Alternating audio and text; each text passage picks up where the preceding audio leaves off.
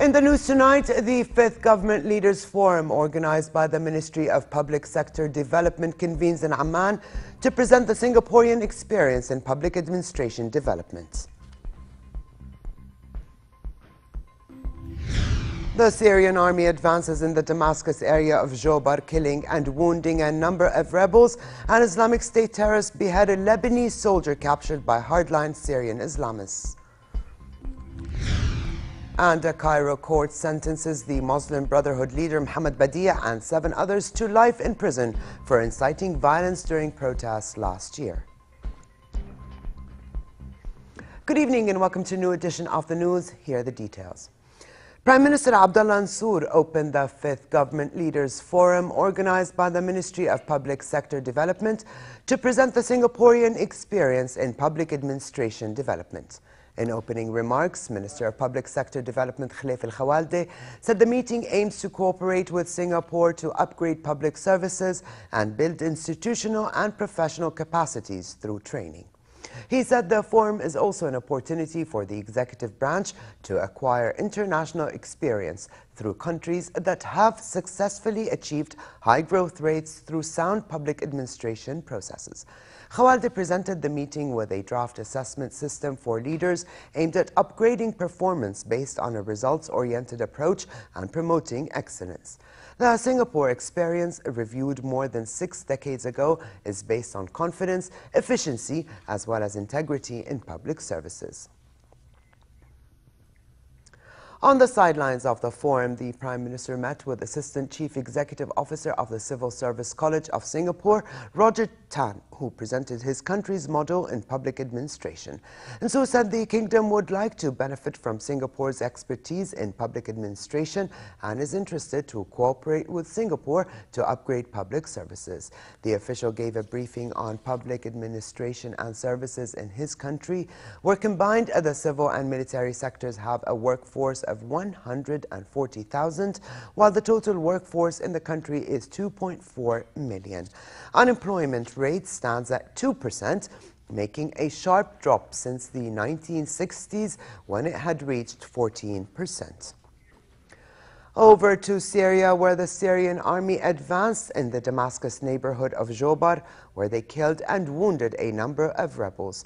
The Syrian army released footage showing soldiers advancing and taking positions on destroyed buildings. Meanwhile, Islamic State terrorists beheaded a Lebanese soldier who was one of 19 captured by hardline Syrian Islamists when they seized a Lebanese border town for a few days this month. The Lebanese army declined to comment, but security and the Islamic State sources confirmed the latest beheading. Hours later, the group posted another video showing 9 other soldiers begging for their lives, urging their families to take to the streets in the next 3 days to demand the release of Islamist prisoners to escape the beheaded soldiers' fate. Saudi King Abdullah bin Abdulaziz warned terrorism would soon spread to Europe and the United States unless it is quickly dealt with in the Middle East. Addressing foreign ambassadors in Jeddah, the Saudi king called on the envoys to convey to their leaders that terrorism at this time is an evil force that must be fought with wisdom and speed. If neglected, he added, terrorism will spread in Europe in a month's time and the United States a month later. Yesterday, Britain raised its terrorism alert to severe, and the Prime Minister said it has posed the greatest ever security risk to the country. David Cameron said he planned to introduce new legislation to make it harder for Britons to travel to Syria and Iraq to fight alongside extremists. He said the West must confront extremism both at home and abroad, and warned of the growing influence of IS. He added that Britain's openness should not be confused with tolerance of extremism. To do more to stop people travelling, to stop those who do go from returning, and to deal decisively with those who are already here. I'll be making a statement in the House of Commons on Monday. This will include further steps to stop people travelling with new legislation that will make it easier to take people's passports away. Nearly 32 UN peacekeepers from the Philippines who had been surrounded for days by militants on the Syrian side of the Golan Heights were rescued. Another group of soldiers, also from the Philippines, remain trapped by militants who surrounded their positions since Thursday, and a gun battle was ongoing. The troops are part of a UN force that has monitored the disengagement zone between Israel and Syria and have held their ground for 48 hours, refusing to give up their arms.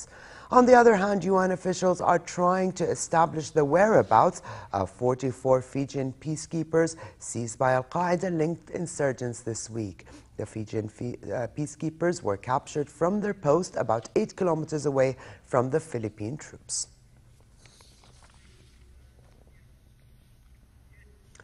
Iraqi and Kurdish forces closed in on Islamic State fighters in a push to break their siege on the northern Shiite town of Amerli. The town has been surrounded by IS forces for more than 2 months, and more than 15,000 people remain trapped inside. An Iraqi military source said the advance is slow because of mines planted by the IS terrorists. He said at least 40 militants were killed in Iraqi strikes on a road near Amerli. Elsewhere in Iraq, a suicide bomber driving a car packed with explosives killed at least 11 people and wounded 30 at the northern entrance of the town of Yusufiyah, just south of Baghdad. According to police, the attacker approached a major checkpoint at the northern entrance to the town, drove his car into the checkpoint, and blew up the car in the middle of vehicles waiting to be searched. An Egyptian court sentenced the Muslim Brotherhood leader Muhannad and 7 others to life in prison for inciting violence during protests last year. Among the senior Brotherhood leaders sentenced to life in prison are Muhammad al-Biltaji and Isam al-Aryan, as well as former members of the Morsi government. Badia had already been sentenced to death and received a life sentence in other cases. The judge also sentenced 6 other defendants to death in absentia.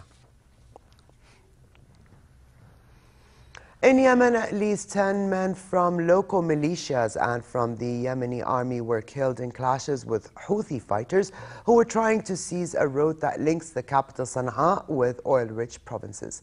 The Houthis were planning to stop the supply of fuel and cooking gas to the population in most provinces of the country.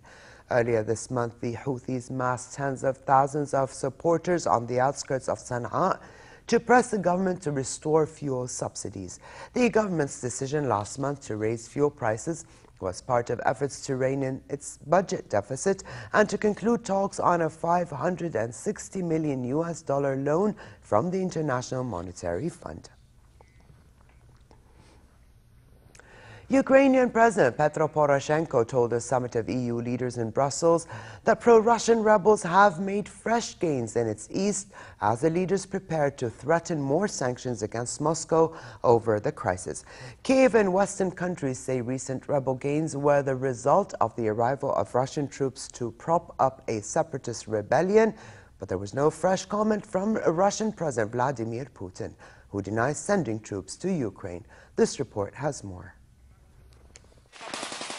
As fighting intensifies in eastern Ukraine between government forces and pro-Russian separatists, Ukrainian President Petro Poroshenko arrives in Brussels Saturday in a bid for Europe's support.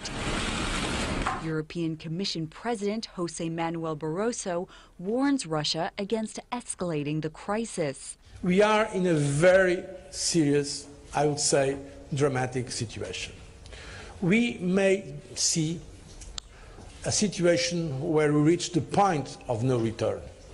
Barroso says the EU is prepared to toughen sanctions against Russia, but hopes for a political deal to end the confrontation. Poroshenko says he expects to see progress towards peace in the coming days. I'm proud that we survived a generation without the war, and I hate the idea that we return to this situation. On Friday, NATO condemned Russia for sending troops and equipment illegally across the border into eastern Ukraine. But while former Soviet satellite states in the East are keen for tougher measures, Western powers such as Germany, France, Italy, and Britain fear damaging their own fragile economies by losing Russian business. They're even more wary of risking an interruption in Russian gas supplies this winter. But Poroshenko suggests Putin should see his visit to Brussels as a clear indication that Ukraine is not alone. And to this local story just in, the head of the Teachers Association in a press conference this evening has called for the lifting of the teachers' strike and calling on students to go to schools tomorrow on Sunday. And we go back to the summit in Brussels, where EU leaders chose Polish Prime Minister Donald Tusk as the new president of the EU Council. The foreign policy chief position went to Italian Foreign Minister Federica Mogherini.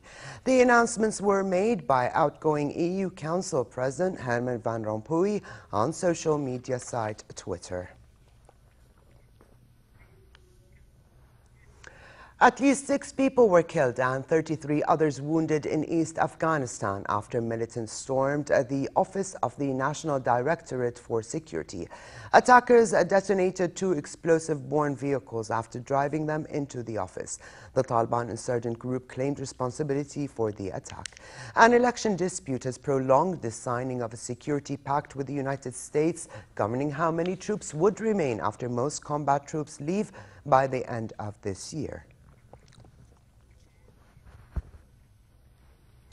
16 contestants from the US, Japan, Taiwan, Germany, the Netherlands, Bulgaria, the UK, Belgium, and Canada took part in the finals of the Air Guitar World Championship in Oulu, Finland.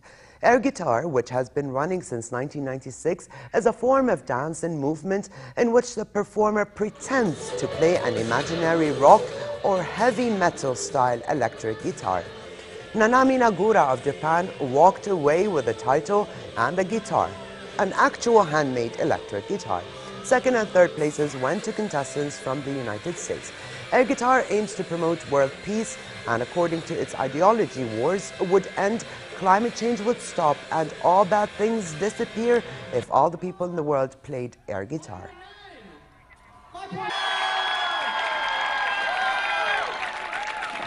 Your new air guitar world champion, Subaihi!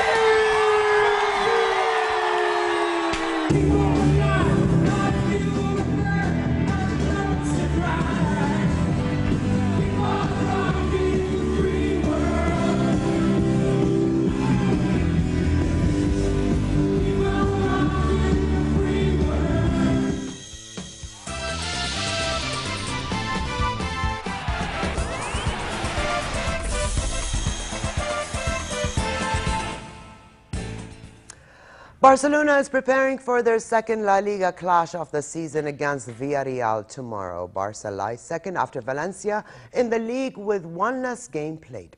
Last week, Barca beat Elche 3-0, handing new coach Luis Enrique a happy start to the La Liga season. But Enrique was cautious about tomorrow's game, saying Villarreal is one of the powerful teams in La Liga and have made a fantastic preseason work.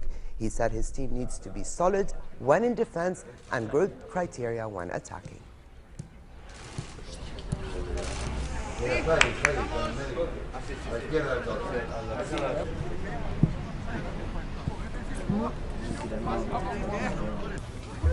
Real Madrid, on the other hand, are preparing to face Real Sociedad tomorrow in their La Liga match. Cristiano Ronaldo will be missing the game after suffering a hamstring strain he picked up last week. Though still early to judge, but Real have made an inconsistent start to the season, following an impressive victory in the European Super Cup over Sevilla, then lost the domestic version to Atletico Madrid. Last week, they won their first match of the La Liga season against Cordoba.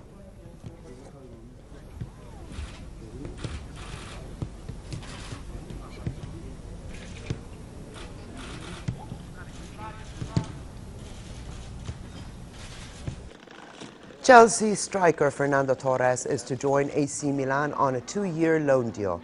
Milan have been on the lookout for another forward to replace Mario Balotelli, who left the club for Liverpool last week. The 30-year-old Spaniard arrived in Italy today to undergo a medical and agree personal terms. The ex-Liverpool and Atletico Madrid forward joined Chelsea for a then British record $82.8 million in 2011, which stood until Angel Di Maria moved from Real Madrid to Manchester United for almost $99 million this week. Meanwhile, Queen's Park Rangers striker Loic Remy is heading for Chelsea and set to become Torres' replacement.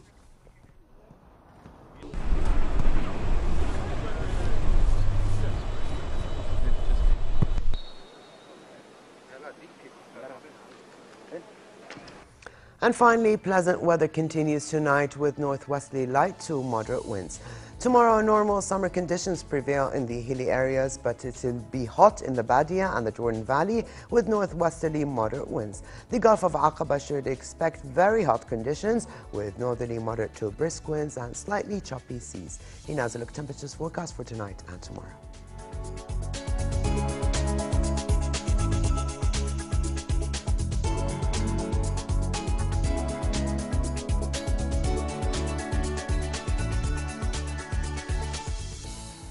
And to close, here's a reminder of the day's top stories.